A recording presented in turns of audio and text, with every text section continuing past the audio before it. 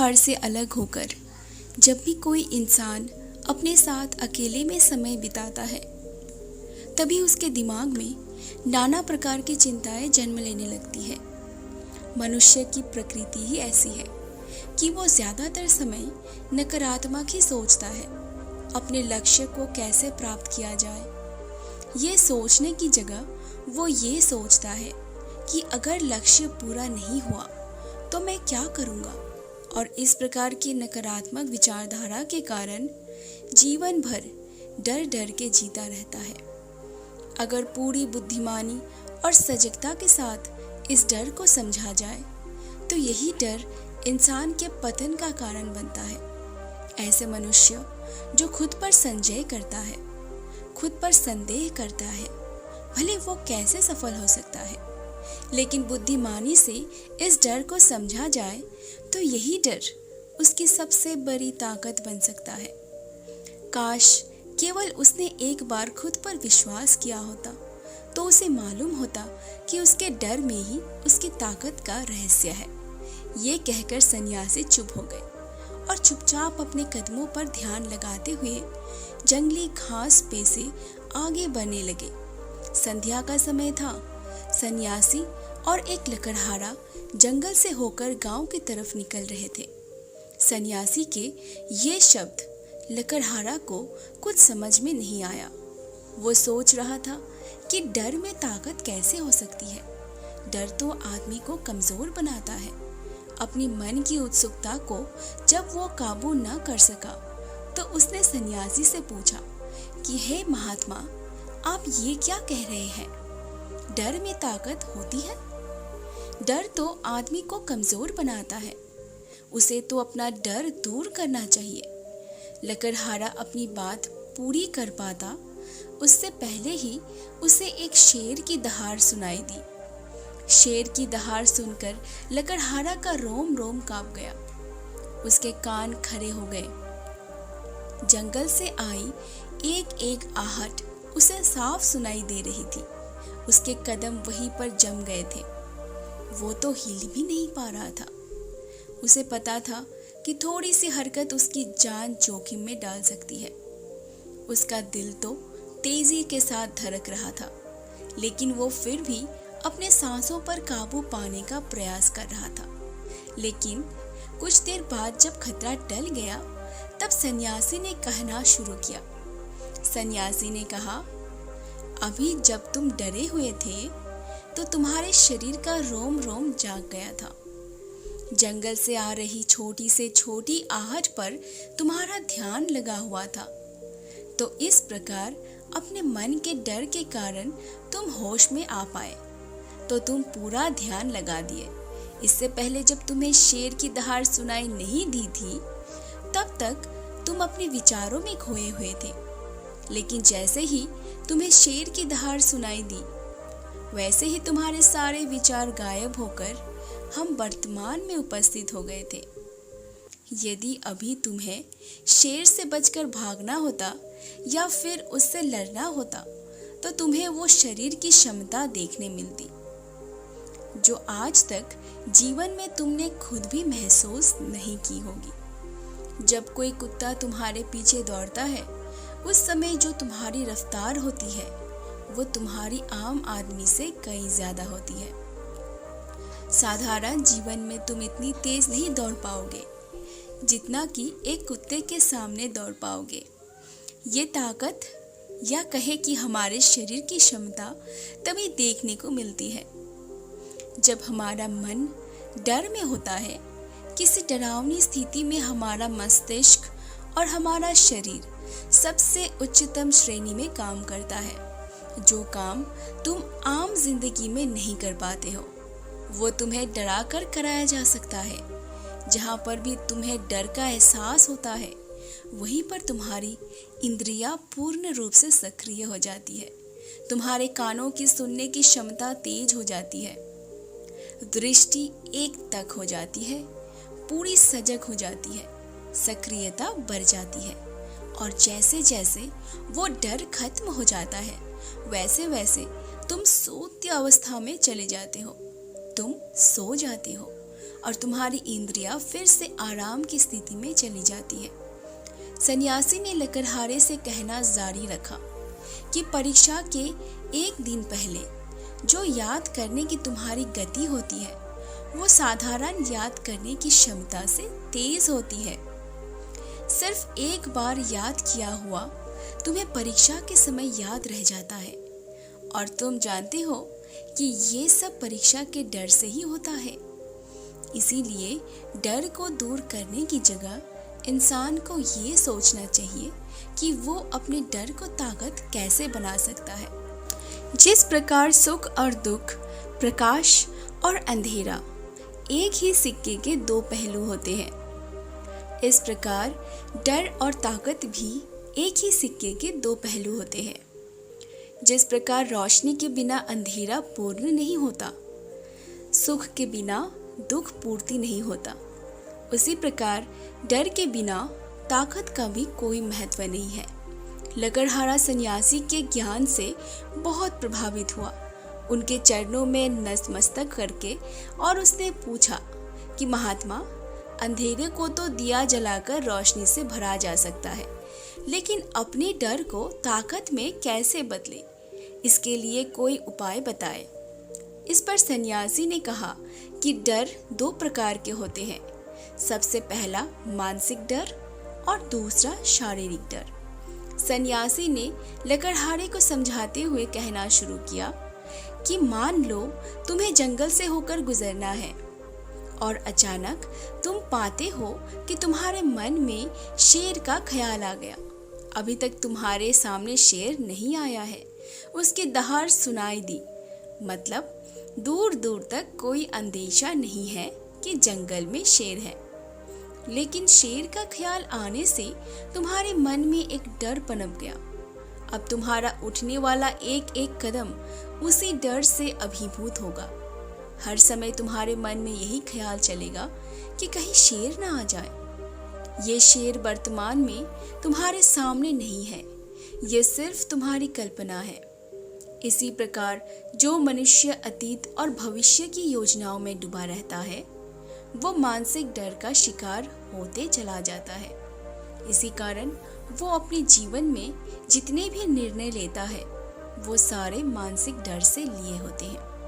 इसीलिए ज्यादातर मनुष्य पूर्ण रूप से अपने निर्णय पर भरोसा नहीं कर पाते हैं, और यही निर्णय या फिर फैसले जो आधे मन से लिए जाते हैं, मनुष्य के कार्य को पूरा नहीं होने देते। लेकिन ये भी सत्य है कि मानसिकता डर के कारण ही इंसान अपनी तैयारी पूरी करता है। अगर तुम्हारे मन में शेर का ख्याल नहीं आएगा तो तुम शेर से सुरक्षा के लिए कोई कदम नहीं उठाओगे। लेकिन अगर तुम्हें शेर का ख्याल आ गया तो तुम उससे सुरक्षा के लिए कोई ना कोई सुरक्षा जरूर अपनाओगे। तो इसीलिए मानसिक डर बेकार नहीं होता, वो आपकी सुरक्षा को और भी ज्यादा मजबूत करता है। लेकिन समस्या तब शुरू होती है जब आप चाह कर भी कुछ नहीं कर पाते, लेकिन उसके बावजूद जब आप मानसिक डर झेल रहे होते हो। उदाहरण के लिए कुछ मनुष्य यही सोचते रहते हैं कि उन्हें कोई बीमारी ना हो जाए, कहीं उनके साथ कोई दुर्घटना ना घट जाए, कहीं उनके साथ कोई धोखा ना कर दे। लेकिन इन सब घटनाओं पर उनका कोई जोर नहीं होता, ये उनके हाथ में नहीं होता। अगर दुर्घटना होना होगा तो होगी ही, अगर बीमारी होनी होगी तो होगी ही। अच्छा खान पान और अच्छी दिनचर्या का पालन करने के बाद भी अगर कोई मनुष्य बीमार हो जाता है तो उनके नियंत्रण की परे की बात है। अपनी तरफ से उसने पूरी कोशिश की और यही उसका कर्तव्य था।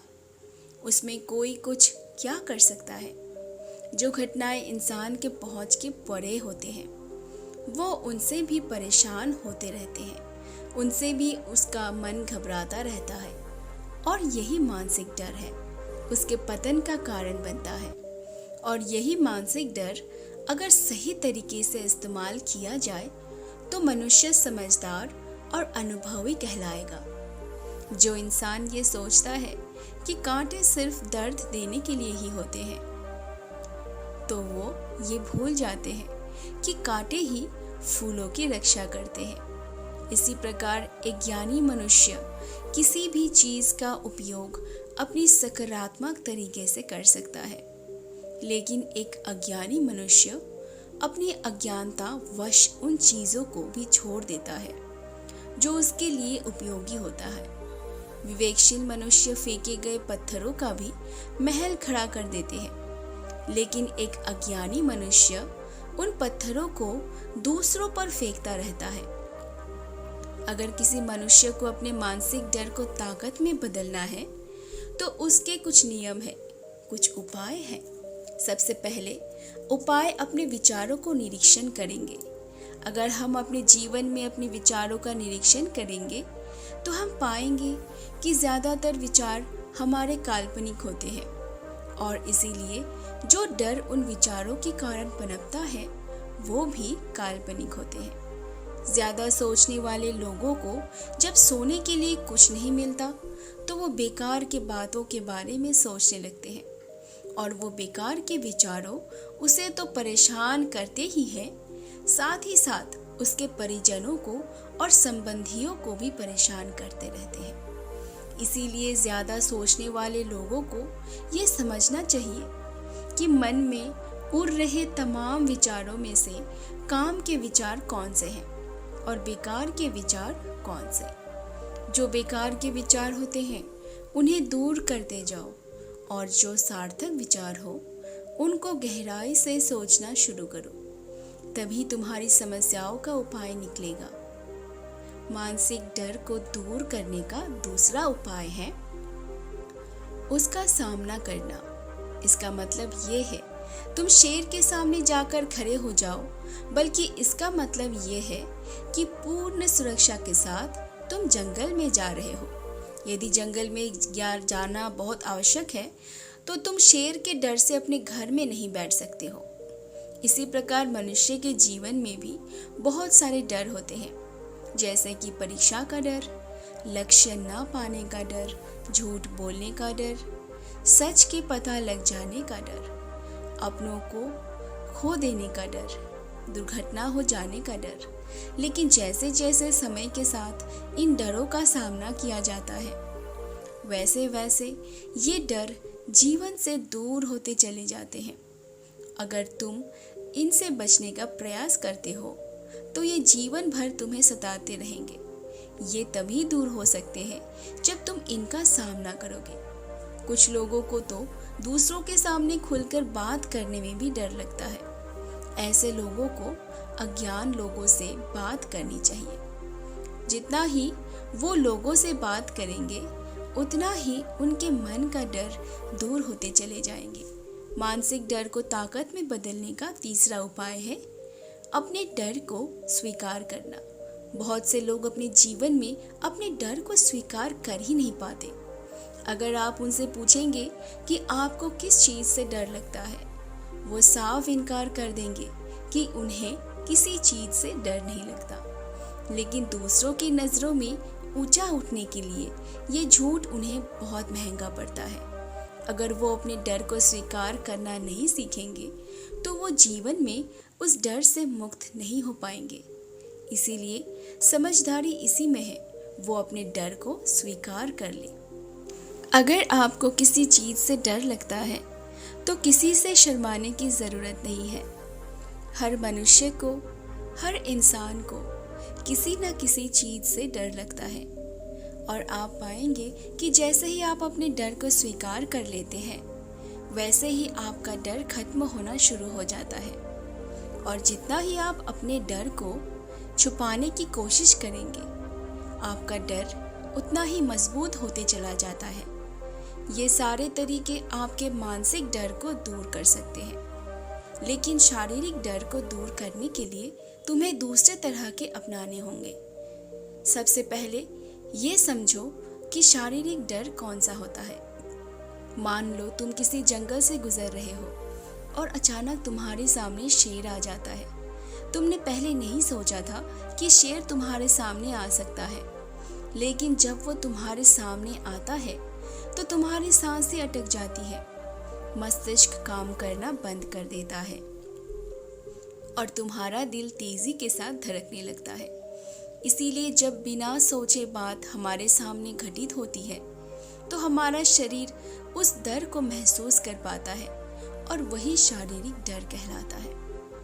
ऐसे समय में शारीरिक डर को दूर करने के कुछ उपाय हैं, कुछ तरीके हैं। सबसे पहला उपाय तो ये है कि अपने ऊपर संयम रखें। जब किसी मनुष्य के साथ बिना सोचे बात घटती है तो सबसे पहले उसका संयम टूट जाता है और संयम टूटने के साथ उसका मस्तिष्क काम करना बंद कर देता है और इसी वजह से सोचने और समझने की क्षमता कम हो जाती है, क्योंकि हमारे शरीर उसी प्रकार काम करेगा जिस प्रकार हमारा मस्तिष्क उसे निर्देश देगा।